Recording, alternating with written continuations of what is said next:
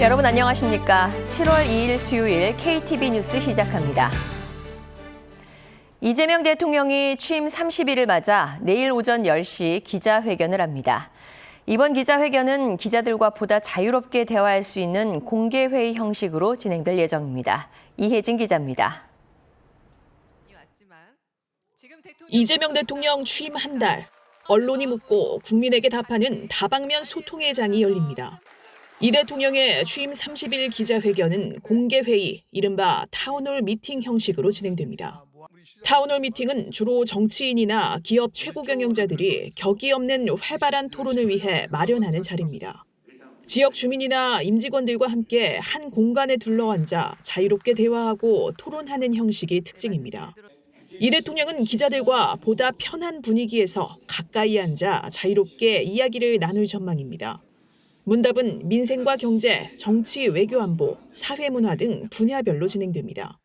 이번 기자회견은 취임 직후부터 한시도 쉴 틈 없이 달려온 이 대통령이 국민에게 국정 운영이 안정됐음을 알리는 자리이기도 합니다.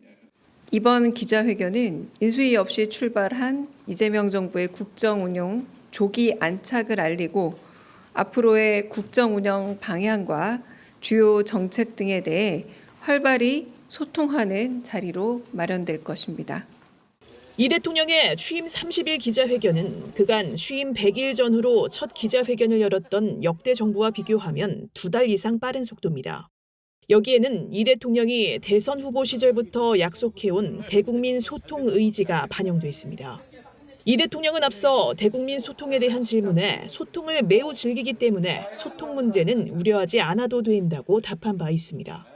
실제 지난달 25일에는 광주광역시에서 타운홀 미팅 형식으로 지역 주민들과 만나 현안을 논의했고 예고 없이 시장을 방문하거나 대통령실 근처 골목식당에서 점심 식사를 하고 시민들과 이야기를 나누는 모습이 포착되기도 했습니다.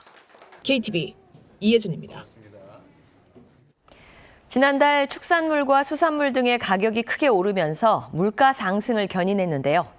정부가 휴가철 먹거리 물가를 잡기 위해 배추 등의 공급 물량을 늘리고 휴가철 물가 점검을 강화하기로 했습니다. 신국진 기자의 보도입니다.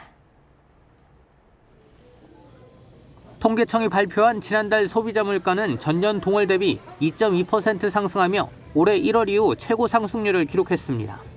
특히 축산물과 수산물, 가공식품 등 식품 물가 상승률이 두드러졌습니다. 농산물 물가는 1.8% 하락했지만 축산물과 수산물 물가는 각각 4.3%, 7.4% 상승했습니다. 품목별로 보면 돼지고기가 4.4% 상승했고 고등어 수입 가격 상승 영향으로 16.1% 올랐습니다. 가공식품 역시 1년 전보다 4.6% 상승하며 전체 소비자 물가를 0.39%포인트 끌어올렸습니다. 빵이 6.4%, 커피 12.4%, 라면 6.9% 등 주요 먹거리 식품의 가격 상승이 컸습니다. 라면은 가공식품에 속한 품목으로서 최근 가공식품이 상승된 요인과 일맥상통하면서 라면 같은 경우에 원재료비 상승 등의 영향으로 인해서 최근 출고가가 인상된 품목들이 순차적으로 반영된 영향을 받는다고.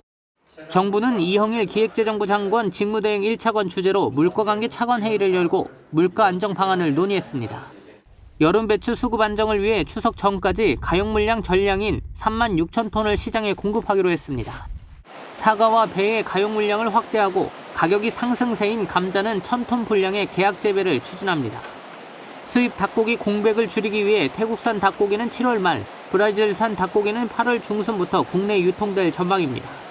한우는 휴가철을 맞아 최대 50% 할인 행사를 진행하고 물김 양식장 면적을 1,000헥타르 늘려 김 생산 물량을 늘리기로 했습니다. 이 차관은 지난달 16일 발표한 물가 대책의 후속 조치를 차질 없이 추진하고 추경안에 포함된 물가 안정 관련 사업을 추경안 국회 통과 즉시 신속히 집행해달라고 당부했습니다. 한편 여름 휴가철을 맞아 민간합동 물가 점검반을 가동하고 먹거리 물가와 숙박요금, 피서용품 이용요금 등을 집중 관리하기로 했습니다. KTV 신국진입니다. 한중 외교당국은 서울에서 약 6개월 만에 국장급 협의를 갖고 양국 관계 발전 방안을 논의했습니다. 외교부에 따르면 양국은 오는 10월 말부터 경북 경주에서 열리는 아시아태평양 경제협력체 APEC 정상회의를 계기로 관계를 발전시켜 나가자는 공감대를 바탕으로 각급에서의 소통을 지속해 나가기로 했습니다.